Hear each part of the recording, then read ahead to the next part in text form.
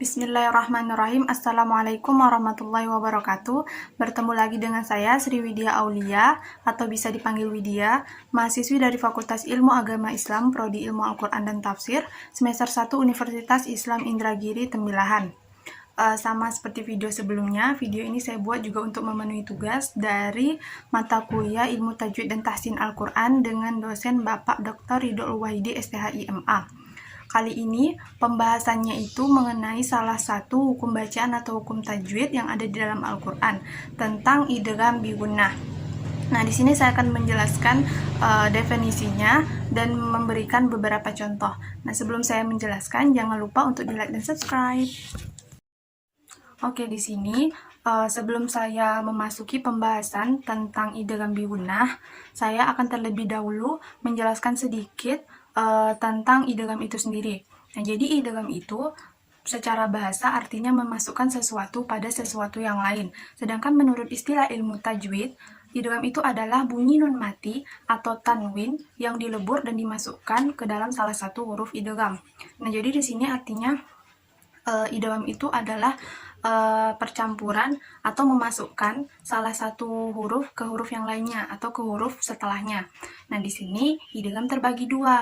Idgham terbagi menjadi dua bagian. Yang pertama itu idgham bi gunnah dan idgham bila gunnah.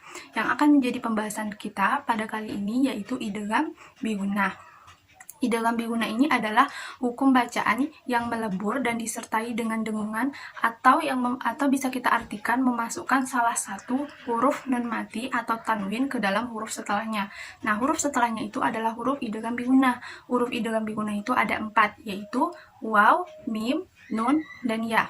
Jadi ketika tanwin atau nun mati bertemu dengan salah satu keempat huruf ini, itu hukum bacaannya adalah idgham bi gunnah. Dan lafaz idgham bi gunnah itu haruslah mendengung. Nah, jadi itulah sedikit penjelasan tentang idgham bi gunnah yang dapat saya sampaikan. Nah, jadi kali ini saya akan memberikan masing-masing contoh dari keempat huruf idgham bi gunnah itu sendiri.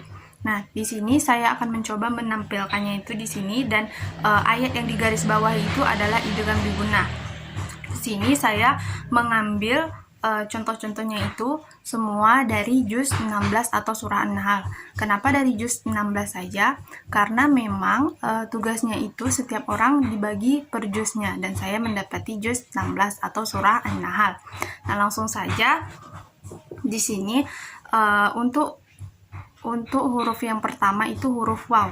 Di sini saya mengambil contohnya dari surah An-Nahl ayat 5. Bunyinya A'udzubillahi minasyaitonirrajim. Bismillahirrahmanirrahim. Wal an'ama khalaqaha lakum fiha dif'u wa manafi'u wa minha ta'kulun. Nah, di situ terdapat huruf atau tanwin bertemu dengan huruf waw. Jadi dibacanya itu sedikit melebur seperti dif'u wa manafi'u wa minha. Kurang lebih dengungnya itu sekitar 2 harokat. Nah, selanjutnya masih pada contoh huruf waw, yaitu pada ayat ke-20 surah An-Nahl bunyinya wallazina yad'una min dunillahi la yakhluquna syai'aw wa hum yukhlaqun. Nah, di situ terdapat bunyinya yang seperti syai'aw wa hum yukhlaqun. Di situ terdapat tanwin atau fathah tain bertemu dengan huruf waw. Nah, itu juga termasuk contoh idgham bi gunnah. Nah, selanjutnya itu contohnya itu pada huruf nun. Di sini ayat surah An-Nahl ayat 4 bunyinya khalaqal insana min nutfatin fa iza huwa khasimun mubin. Nah, di sini terdapat 2 hukum bacaan idgham bi gunnah. Yang pertama itu kan contoh dari huruf nun itu sendiri. Terdapat pada ayat yang berbunyi min nutfatin. Di situ ada nun mati bertemu dengan huruf nun dan itu jelas hukum bacaannya adalah idgham bi gunnah. Di sini di akhir ayatnya juga kita temui hukum bacaan idgham bi gunnah yaitu khasimum mubin.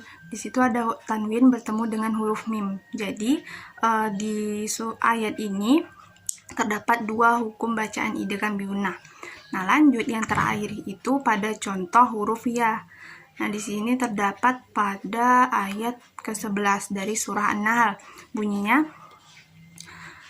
yumbitu lakum bihiz zara'a waz-zaituna wan-nakhila wal-a'naba wa min kulli thamarat. Inna fi zalika la'ayatan liqaumin yatafakkarun. Nah, di situ sudah terlihat pada akhir ayatnya itu liqaumin yatafakkarun. Di situ terdapat hukum bacaan idgham bigunah. Nah, jadi di situ tanwin bertemu dengan huruf ya. Jadi hukum bacanya idgham bigunah. Nah, jadi itulah penjelasan mengenai idgham bigunah dan contoh-contohnya. Mungkin hanya itu yang dapat saya sampaikan. Jika terdapat kekurangan atau kesalahan dalam penyebutan, saya mohon maaf. Mudah-mudahan sedikit banyaknya bisa bermanfaat bagi kita semua. Saya akhiri dengan Assalamualaikum warahmatullahi wabarakatuh.